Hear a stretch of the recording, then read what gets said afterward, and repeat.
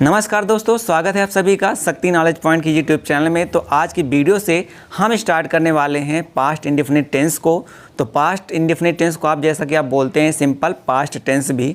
तो मैंने present indefinite tense के पूरे वीडियो बना रखे हैं और उसका एक प्लेलिस्ट भी बना दिया है।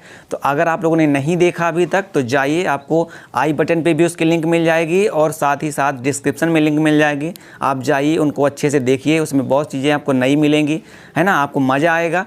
तो स्टार्ट करते हैं हम आज का वीडियो में आगे बढ़ने से पहले चैनल को सब्सक्राइब कर लीजिए और साथ ही साथ इस बेल आइकन को भी दबाइए, उसमें ऑल को सेलेक्ट करिए ताकि आपकी कोई भी वीडियो मिस ना हो। तो सबसे पहले हम बात करते हैं कि अगर कोई हिंदी सेंटेंस लिखा हुआ है तो कैसे जानेंगे कि ये जो सेंटेंस लिखा हुआ है पास्ट इंडेफिनिट टेंस का लिखा हुआ है या तो कोई दूसरे टेंस का लिखा हुआ है। तो सिंपल सी बात है कि आपको क्या करना है कि कोई भी हिंदी सेंटेंस लिखा हुआ है तो आपको ये चीज़ें आपको दिख रही हैं कि हिंदी वाक्यों के अंत में या तो ता था, ती थी, ते थे, ये तो ट्रेडिशनल आप लोगों ने सीखा था, ये तो लगा होगा। तो अगर ये नहीं लगा होता है तो फिर आप कैसे जानोगे? तो एक चीज़ आपको और ध्यान रखना है कि अगर हिंदी सेंटेंस लिखा हुआ है उसके लास्ट में ली, दी, लिया, दिया, खाया, रोया, हंसा, गाया, है ना, ऐसा कोई सेंटेंस बना हुआ है तो आप समझ जाइए कि कौन सा टेंस है, वो पास्ट इंडेफिनिट टेंस। बट एक चीज़ यहाँ पे आपको जो और ध्यान में रखनी है कि ये रखनी है कि अगर लिया, दिया, खाया, रोया, हंसा ऐसा कोई सेंटेंस लिखा हुआ है और उसके साथ लास्ट में था भी लिखा हुआ है तो ये ध्यान रखिएगा कि ये पास्ट इंडेफिनिट टेंस का वाक्य नहीं होता है बेटा, ठीक है। ऐसा सेंटेंस आपको देखना है, लेकिन अगर लास्ट में था लिखा हो तो ये देखिए मैंने क्रॉस किया, इसका मतलब कि ऐसा कोई सेंटेंस लिखा होगा तो आपको समझ जाना है। एक बार इसको और मैं रिपीट करना चाहूँगा क्योंकि आपको अधिकतर यहाँ पे गलती होती है। तो ये चीज़ें आपको ध्यान रखनी है कि अगर लिया, खाया, हंसा, रोया, पिया, जो भी आप के वर्ब हैं उनके साथ लास्ट में आपको था लगा मिल जाए तो आपको ये समझना है कि वो पास्ट इंडेफिनिट टेंस का वाक्य नहीं होगा, ठीक है। बट कब होगा? जब आपको लिया, दिया, हंसा, जैसे मैं कुछ सेंटेंस आपको ऐसे बताता हूँ तो आपको क्या देखना है, जैसे मैंने चाय पी या तो पी ली बोलेंगे तो कोई दिक्कत नहीं है ना। मैंने उसको उधार दिया, है ना, उसने खाना खाया, उसने मेरी मदद की, हमने साथ में खेला, ऐसे जो सेंटेंस होंगे वो कौन से होंगे? पास्ट इंडेफिनिट टेंस के। चलिए अब देखिए कि रूल क्या होता है, कैसे इन सेंटेंस को बनाते हैं, किस रूल को ध्यान में रख के बनाते हैं। तो सबसे पहला रूल देख लेते हैं। तो रूल क्या होता है कि इसमें रूल में तीन चीज़ें जो मैंने आपको सबसे पहले नंबर वीडियो में आपको बताई थी कि सब्जेक्ट में हिंदी सेंटेंस में सब्जेक्ट, मेन वर्ब और ऑब्जेक्ट कैसे फाइंड आउट करते हैं, उसको आपको ध्यान रखना है तो आपको इजली चीज़ें समझ में आएंगी। रूल क्या है? सबसे पहले आपको सब्जेक्ट लिखना है, हिंदी में इसको कर्ता बोलते हैं। फिर मेन वर्ब लिखते हैं। मेन वर्ब का ध्यान रखना है कि मेन वर्ब का सेकेंड फॉर्म यूज करते हैं, यानी पूरे जितने भी हम टेंस पढ़ते हैं तो मेन वर्ब का सेकंड फॉर्म सिर्फ पास्ट इंडेफिनिट के अफर्मेटिव सेंटेंसेस में यूज होता है, ठीक है। पूरे जितना भी आप टेंस पढ़ोगे उसमें सिर्फ पास्ट इंडेफिनिट के अफर्मेटिव सेंटेंसेस में क्या होगा, ऐसा आपको देखने को मिलेगा कि वर्ब का सेकेंड फॉर्म यूज होगा। ओके, ये चीज़ें आपको ध्यान में रखनी है और गलती नहीं करनी है। और लास्ट में हम ऑब्जेक्ट लिख देंगे और भी जो चीज़ आपको दी हुई अदर वर्ड, इसको मैं लिखता था हमेशा, तो अदर वर्ड वगैरह भी जो अगर लिखा हुआ मिल जाए तो आप उसको अच्छी तरीके से समझ जाइए, ठीक है। तो मेन चीज़, तीन चीज़ ये हैं जो आपके रोल में होनी चाहिए, बाकी जो चीज़ें होंगी आप उसको बना सकते हैं इनके बाद में, ठीक है। अब अफर्मेटिव सेंटेंस हम बनाते हैं तो मैंने यहाँ पे 2 एग्जाम्पल्स लिखे हुए हैं और भी एग्जाम्पल्स मैं आपको बताऊँगा आगे चल के। इसको ट्रांसलेट करके देखते हैं कि क्या ये यूज में आ रहा है, इसी रूल से बन रहा है या नहीं बन रहा है। एक चीज़ और दोस्तों, मैंने इसके पहले वाला वीडियो जो बनाया था उसमें बताया था कि मेन वर्ब के फॉर्म को आपको कैसे याद रखना है। अगर उसको अभी तक आप लोगों ने वीडियो नहीं देखा तो आई बटन पे यहाँ पे आपको उसका लिंक मिल जाएगा, तो वहाँ पे जाइए और डिस्क्रिप्शन में उसका लिंक मिल जाएगा, उसको देखिए तो आपको मेन वर्ब की याद जो फॉर्म है उनको याद करने में कोई दिक्कत नहीं होगी, ठीक है। चलिए इसको सेंटेंस को हम बनाते हैं और देखते हैं कि इसको कैसे बना सकते हैं। तो सबसे पहले लिखा है कि मैंने, तो मैंने यानी मेरी बात हो रही है तो मेरे लिए क्या यूज होता है? आई, ठीक है। तो हम क्या लिखेंगे? सबसे पहले सब्जेक्ट में क्या हो गया? आई। फिर आई के बाद हमको मेन वर्ब का सेकेंड फॉर्म लगाना है। तो पीना कौन सा वर्ब होती है? पीने को इंग्लिश में क्या बोलते हैं? ड्रिंक। तो ड्रिंक का सेकेंड फॉर्म क्या होता है? ड्रिंक, ड्रैंक, ड्रंक, ये तीनों फॉर्म होते हैं। तो ड्रैंक इसका क्या होता है? सेकेंड फॉर्म होता है। तो क्या लिखेंगे? मेन वर्ब का सेकेंड फॉर्म ड्रैंक, तो क्या लिखेंगे? आई ड्रैंक फिर क्या पी, अब हमको ऑब्जेक्ट फाइंड करना है। तो ऑब्जेक्ट फाइंड करने के लिए मैंने आपको वीडियो बनाया हुआ था, उसमें मैंने क्या बताया था कि आपको 2 क्वेश्चन करने हैं, क्या और किसे। तो मैंने क्या पी, तो क्या पी आपको मिल गया, चाय। तो चाय को इंग्लिश में क्या बोलते हैं, टी। तो आई ड्रैंक टी, ठीक है। तो ये हो गया, पहले नंबर को हमने क्या किया, ट्रांसलेट कर दिया। दूसरे नंबर को ट्रांसलेट करते हैं, फिर देखते हैं ऐसे इसी रूल के अकॉर्डिंग में। देखिए आपको सेंटेंस बड़ा दिख रहा है, लेकिन आपको टेंशन नहीं लेना है, देखना ये कितना ईजी तरीके से ट्रांसलेट हो जाएगा। क्या है, मेरी माँ ने मुझे एक साइकिल उपहार में दी, ठीक है। हो सकता है अगर आप मिडिल क्लास से बिलोंग करते हैं तो आपको स्कूटी या बाइक गिफ्ट में मिले, या तो आप हायर क्लास से बिलोंग करते हैं तो आपको कार गिफ्ट में मिल सकती है। तो मैं एक जनरल सेंटेंस लिखा है, इसको आप ट्रांसलेट करिए अकॉर्डिंग टू रूल। तो पहले क्या है कि इसमें सब्जेक्ट लिखना होता है। तो सब्जेक्ट यहाँ पे आपको क्या दिख रहा है, मेरी माँ। तो मेरी माँ यानी माई मदर।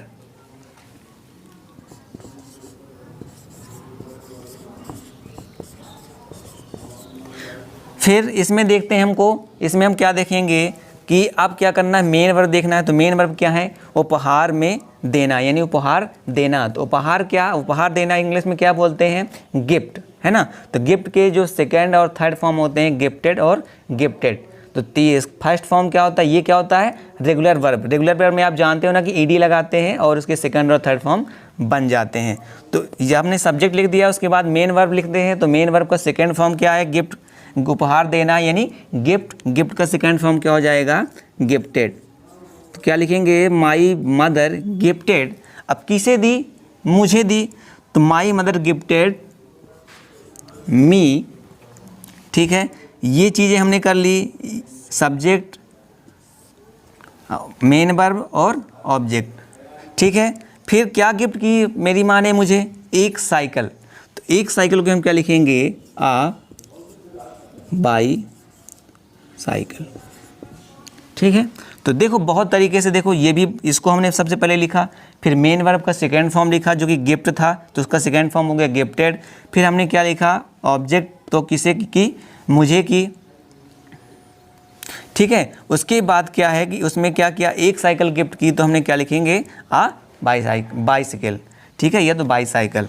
तो ये 2 सेंटेंस मैंने आपको बताए, इसमें आपको कोई दिक्कत नहीं होनी चाहिए, क्योंकि बहुत इजीली तरीके से मैं अकॉर्डिंग टू रूल्स ही आपको बता रहा था इसको कैसे ट्रांसलेट करते हैं। अब आगे 1-2 सेंटेंस और बनाते हैं, ठीक है। उसके बाद आप लोग उसकी खुद प्रैक्टिस करिएगा, मैं आपको कुछ एग्जाम्पल्स दे दूंगा।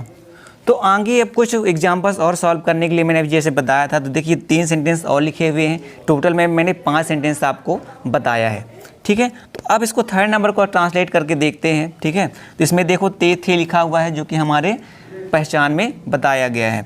तो सबसे पहले हम लिखते हैं सब्जेक्ट। तो सब्जेक्ट क्या है यहाँ पे, वे को इंग्लिश में क्या बोलते हैं, दे, ठीक है। तो क्या लिखेंगे, दे, सब्जेक्ट हो गया। उसके बाद मेन वर्ब क्या है इधर, करना, ठीक है। करना का मीन्स होता है डू, यानी ठीक है। तो डू का सेकंड फॉर्म क्या होता है, डिड, ठीक है। और थर्ड फॉर्म होता है डन। बहुत इजी सा वर्ड है, डू डिड डन, आप लोगों ने बहुत अधिकतर सुना होगा, ठीक है। तो दे डिड, ये मेन वर्ब का सेकेंड फॉर्म लिख दिया हमने। फिर ऑब्जेक्ट या तो कुछ जो भी अब बचा, तो क्या बचा, कड़ी मेहनत। कड़ी मेहनत को इंग्लिश में क्या बोलते हैं, हार्ड वर्क। तो दे डिड हार्ड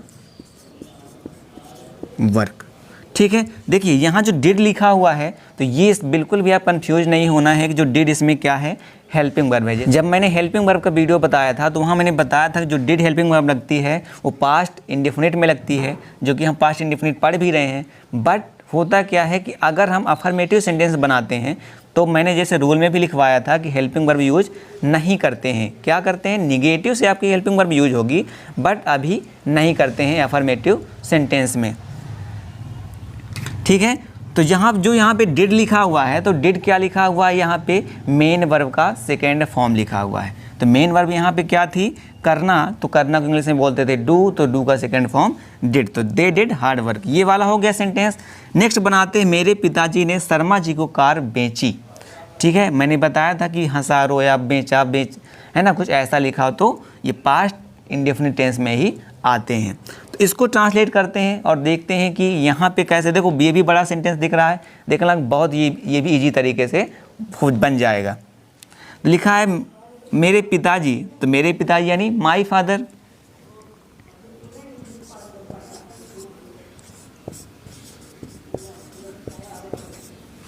फिर मेरे पिताजी ने क्या किया, कौन सा काम किया, कार बेचने का।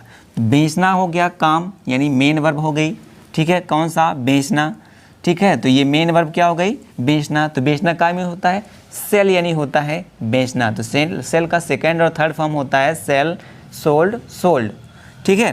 तो माई फादर, अब क्या मेन वर्ब का सेकंड फॉर्म क्या आ गया, सेल का सेकंड फॉर्म सोल्ड, माई फादर सोल्ड, क्या बेचा मेरे पिताजी ने, कार, ठीक है। तो ये क्या हो गई, ऑब्जेक्ट। तो माई फादर सोल्ड कार। अब किसे बेची, शर्मा जी को, तो टू लगाइए और शर्मा जी लिख दीजिए। तो my father sold car to Sharma जी।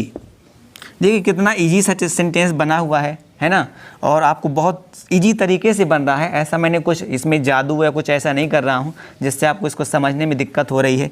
इसीलिए क्या कर रहा हूँ मैं, एक सेंटेंस मतलब अफर्मेटिव इस वीडियो में बना रहा हूँ, निगेटिव अलग वीडियो बनाऊँगा, इंट्रोगेटिव अलग बनाऊँगा। रीज़न यही है कि अगर हम एक एक करके चलेंगे तो ज़्यादा एग्जाम्पल्स मैं आपको करा पाऊँगा, तो आपको समझ में आ जाएगा। लास्ट में जैसे पास्ट इंडेफिनिट टेंस खत्म होगा तो एक मैंने से मतलब इकट्ठा वीडियो बना दूंगा कि सभी सेंटेंस को इसमें एक साथ कॉन्सेप्ट के साथ बताऊंगा, लेकिन उसमें क्या होगी, एग्जाम्पल्स कम होंगे। इसी वजह से मैं क्या करता हूं कि अगर आपको एग्जाम्पल्स भी अच्छी तरीके से समझना है तो आप देखिए, मैं यहाँ 5 सेंटेंस कवर करता हूँ। अगर मैं सिर्फ एक ही वीडियो बनाता तो वहाँ 1 या 2 सेंटेंस बना के ख़त्म कर देता, है ना। तो मेन तो आपको समझाना है। वैसे आपको एक ही 5 मिनट में 7 मिनट में अगर कोई सेंटेंस सीखना है ना, कोई टेंस सीखना है तो आपको यूट्यूब में हज़ारों आपको ऐसे वीडियो मिल जाएंगे जो आपको 5 मिनट में सेंटेंस सिखा देते हैं, सॉरी टेंस सिखा देते हैं, है ना। कोई 7 मिनट में आपको सेंटेंस सिखा रहा है, टेंस सिखा रहा है, कोई 10 मिनट में सिखा देगा टेंस। बट रियलिटी यही है कि टेंस हमको तभी ज़्यादा अच्छी तरीके से समझ में आते हैं जब हम ज़्यादा से ज़्यादा एग्जाम्पल्स सॉल्व करते हैं, ज़्यादा से ज़्यादा एग्जाम्पल बनाते हैं, ठीक है। चलिए लास्ट सेंटेंस जो हमें इसको बना लेते हैं। क्या लिखा है, नेहा ने यूट्यूब से अंग्रेजी सीखी। यूट्यूब में और कहाँ से सीखी, शक्ति नॉलेज पॉइंट से, ठीक है। तो नेहा ने यूट्यूब से अंग्रेजी सीखी, इसको हम ट्रांसलेट करते हैं तो क्या होगा, सबसे पहले नेहा, तो नेहा को हम क्या लिखेंगे, ये हमारा सब्जेक्ट हो गया,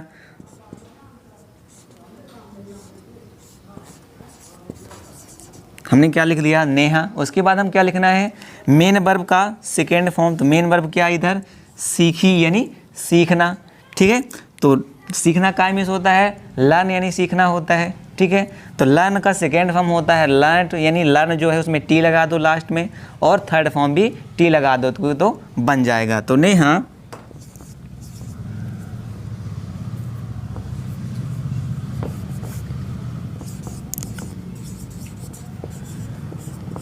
लर्न, फिर क्या सीखी उसने, अंग्रेजी सीखी। अंग्रेजी को आपके बोलते हैं इंग्लिश।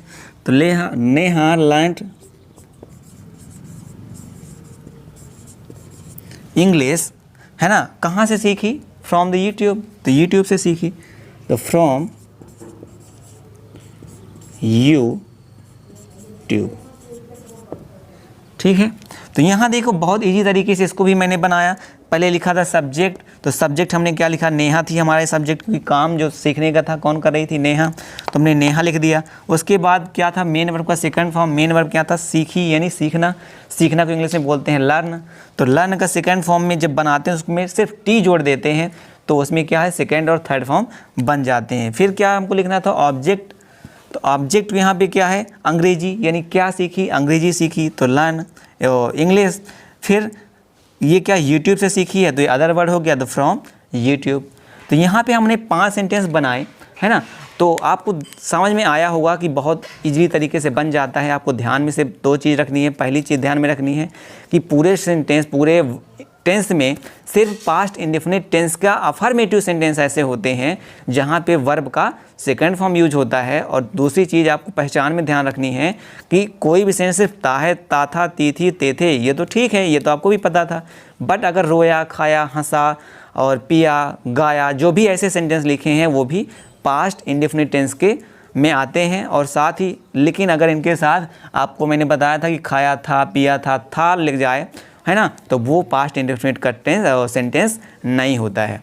ठीक है, तो आपको ये वीडियो कैसा लगा मुझे लाइक करके और कमेंट करके वीडियो में ज़रूर बताइए। और चैनल को आपको अगर आप लोग नए हैं तो चैनल को सब्सक्राइब करना बिल्कुल नहीं भूलिए। तो मिलते हैं हम नेक्स्ट वीडियो में, तब तक आप खुश रहिए, मस्त रहिए और दूसरों को भी हंसाते रहिए।